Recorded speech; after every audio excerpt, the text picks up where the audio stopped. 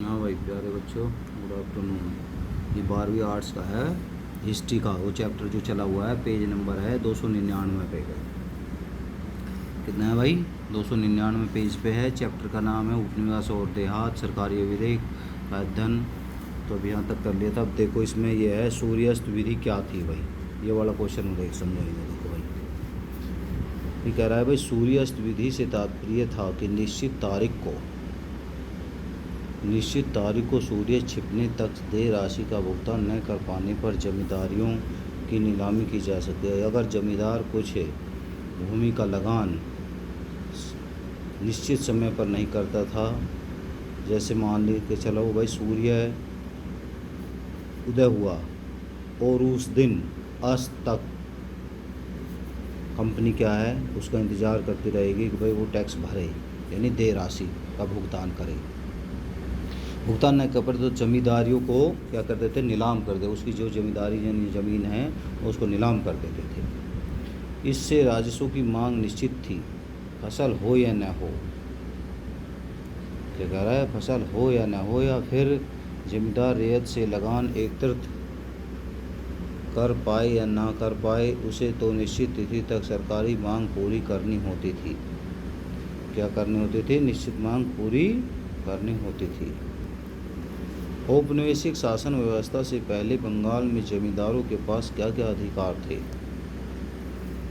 बंगाल में जमींदार छोटे राजा थे, उनके पास न्यायिक अधिकार थे और सैन्य टुकड़ियां भी थी। साथ ही उनकी अपनी पुलिस व्यवस्था थी। कंपनी की सरकार ने उनकी यह शक्तियाँ उनसे छीन ली, उनकी स्वायत्तता को सीमित कर दिया। बंगाल में जमींदारों की शक्ति सीमित करने के लिए कंपनी सरकार ने क्या किया? जमींदारों के सैनिक दस्तों को भंग कर दिया गया, साथ ही उनके सीमा शुल्क के अधिकार को भी ख़त्म कर दिया। इसको ख़त्म कर दिया, सीमा शुल्क को भी। उनके न्यायालय को कंपनी द्वारा नियुक्त कलेक्टरों के नियंत्रण में रख दिया गया। क्या कर दिया? जो कलेक्टर नियुक्त किए हैं कंपनी ने, उनके उसमें रख दिया नियंत्रण। स्थानीय पुलिस प्रबंध भी कलेक्टर ने अपने हाथ में ले लिया। इस प्रकार जमींदार शक्तिहीन होकर पूर्णतः सरकार की दया पर निर्भर हो गया। जिस पर निर्भर हो गया? सरकार के साथ।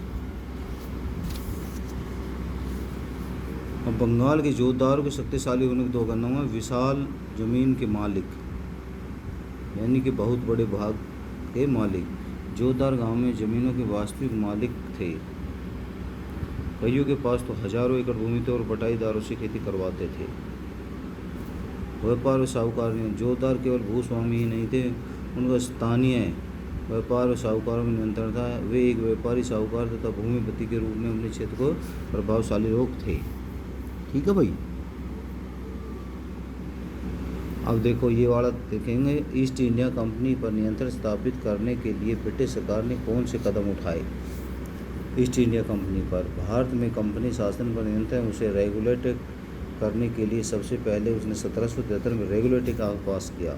फिर 1784 में पिट्स इंडिया एक्ट तथा आगे हर 20 वर्ष के बाद चार्टर एक्ट्स पास किए गए। इन अधिनियमों के माध्यम के कंपनी को बाध्य किया गया कि वे भारत में अपने राजस्व, प्रशासन इत्यादि के संबंध में नियमित रूप से ब्रिटिश सरकार को सूचना प्रदान करे। यानी कि अगर भारत में किस तरह का शासन कर रहे हैं, ये क्या है, ब्रिटिश सरकार को उसकी जानकारी दे। पहाड़िया लोगों द्वारा मैदानी क्षेत्रों पर आक्रमण क्यों करते थे? पहाड़िया जनजाति के लोग मैदानी क्षेत्रों में रहने वाले लोग, विशेषकर जमींदारों, किसानों, व्यापारियों इत्यादि पर आक्रमण करते रहते थे। इन आक्रमणों के मुख्य कारण निम्नलिखित है। नंबर 1, अभाव तथा अकाल। प्राय ये आक्रमण पहाड़ियों लोगों द्वारा अभाव तथा अकाल की परिस्थितियों में जीवित रहने के लिए किए जाते थे। मैदानी भागों में जहाँ सिंचाई से खेती होती थी, वहाँ यह लोग खाद्य सामग्री की लूटपाट करके ले जाते थे। दूसरा, शक्ति प्रदर्शन। उनका एक लक्ष्य शक्ति प्रदर्शन कर अपनी धाक जमाना भी रहता था। इस शक्ति प्रदर्शन का लाभ उन्हें आक्रमणों के बाद भी मिलता रहता था।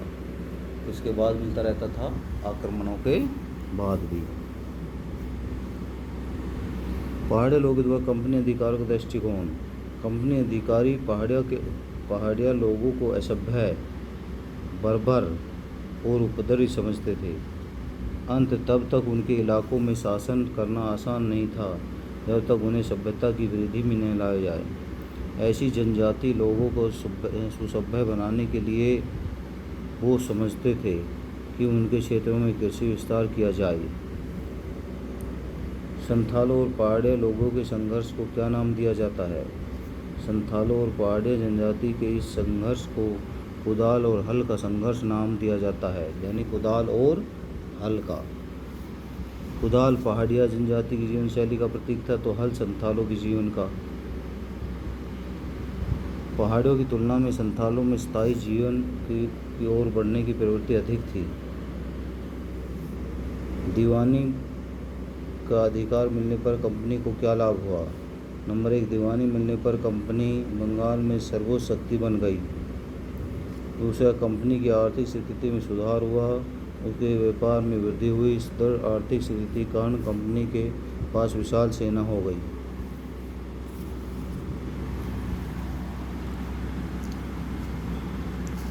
विलियम होजेज कौन था? विलियम होजेज कैप्टन कुक के साथ प्रशांत महासागर की यात्रा करते हुए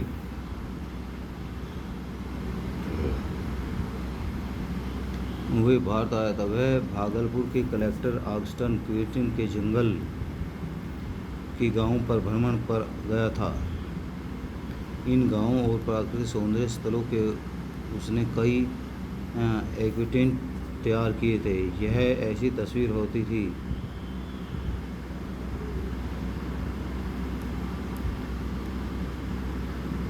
जो ताम्रपट्टी में अमल सहायता से चित्र के रूप में कटाई करके बनाई जाती थी। अब देखो भाई,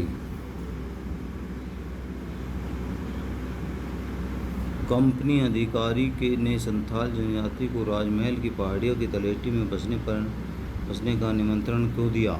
किसने? कंपनी अधिकारी ने। कंपनी अधिकारी कृषि क्षेत्र का विस्तार राजमहल की पहाड़ियों की घाटियों और निचली पहाड़ियों पर करना चाहते थे। पहाड़िया लोग हल को हाथ लगाना ही पाप समझते थे। वह बाजार के लिए खेती नहीं करना चाहते थे।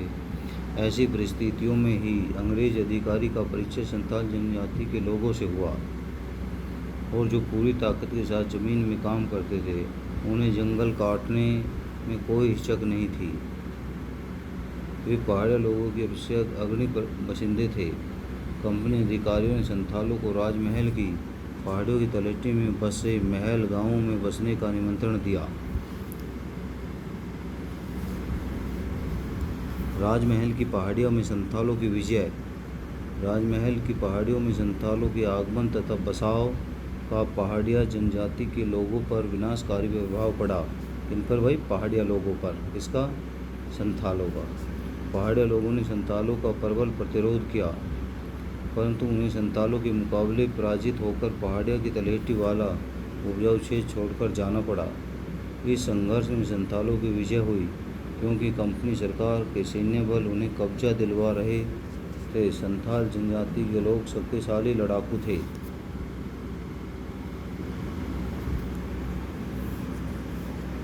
संथाल के आगमन से पहाड़िया लोगों पर क्या प्रभाव पड़ा? संथालों के आगमन से पहाड़िया लोगों के जीवन निर्वाह का आधार ही उनसे छिन गया। जंगल नहीं रहे तो वे शिकार, पर्याप्त घास व वन उत्पादों से वंचित हो गए। ऊंचे पहाड़ी क्षेत्रों में झूम की खेती भी संभव नहीं थी। वे बंजर, चट्टानी और शुष्क क्षेत्रों में धकेले जा चुके थे।